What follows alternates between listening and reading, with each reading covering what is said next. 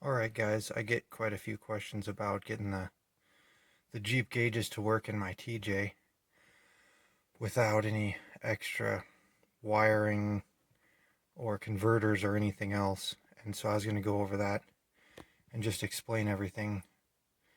That's pretty much for early 95, I believe. Whenever they switched to OBD to up into the mid 2000s, I believe they're pretty much all the same. So that does cover some YJs, I believe, and Cherokees as well.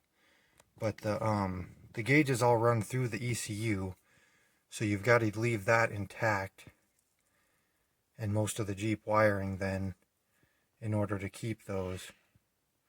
But for the most part, it's very, very easy to keep it working there.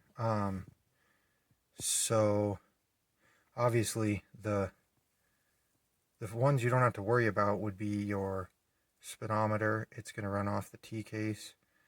Your fuel gauge and your voltage gauge, those will work without doing anything different. And then we'll go outside the Jeep here. So then, starting outside here, obviously the Jeep ECU is still right here, and your oil pressure is going to start out over here on the passenger side.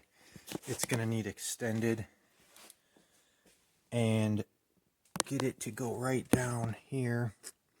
I put a little 45 angle on there, and then it screws right into that. I believe it is a metric thread into the oil filter housing, but the 1/8 inch NPT pretty much screws right in. So that's all I did. And then if you've got a 2000 through I think 2002, the oil filter housing there has a second port right here, and I use that for oil temperature. Nice to be able to monitor that. And then the water temperature gauge is another, I guess it's a little more of an issue. I ran a coolant block right here and then tapped it to the Jeep's water temperature sensor. Another option is get something like this made, a plug that will go right in where the on the back side there is the Volkswagen's coolant sensor. You can pull that out and then put this plug in there, and that's a little more accurate reading than in the coolant hose there. But either way, one of those options will work for you. That doesn't really require any machining. You can buy that guy online for about $10. I can try to attach the link for that.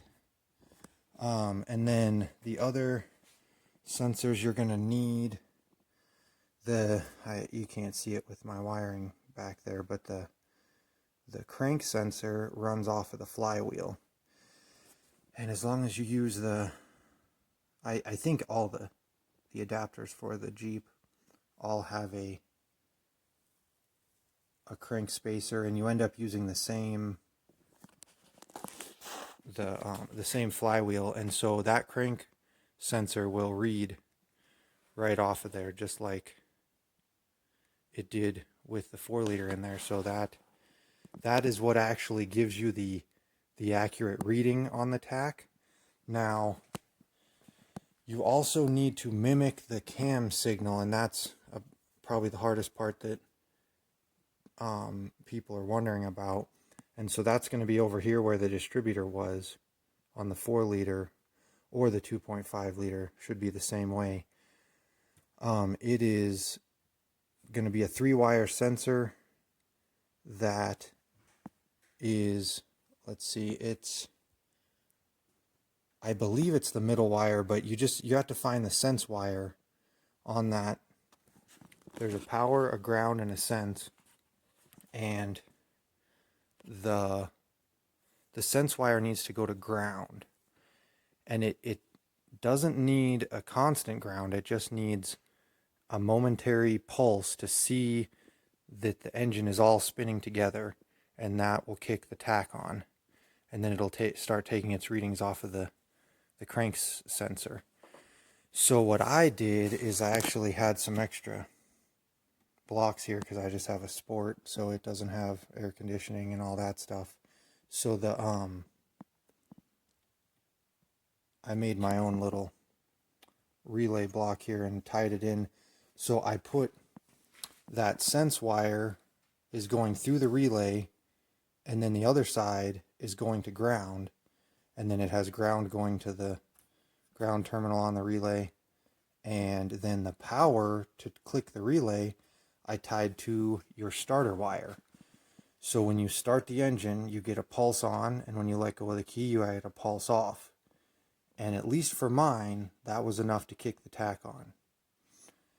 I have heard of other instances where it needs more than one pulse, and you would probably have to find like a timer relay or something that would click on and off multiple times for a few seconds when you're first starting the engine, I think. But you can test it when you first get this wired up and go with whatever works easiest. If one tap to ground kicks your tack on, then that relay to the starter wire will do exactly what you need it to do.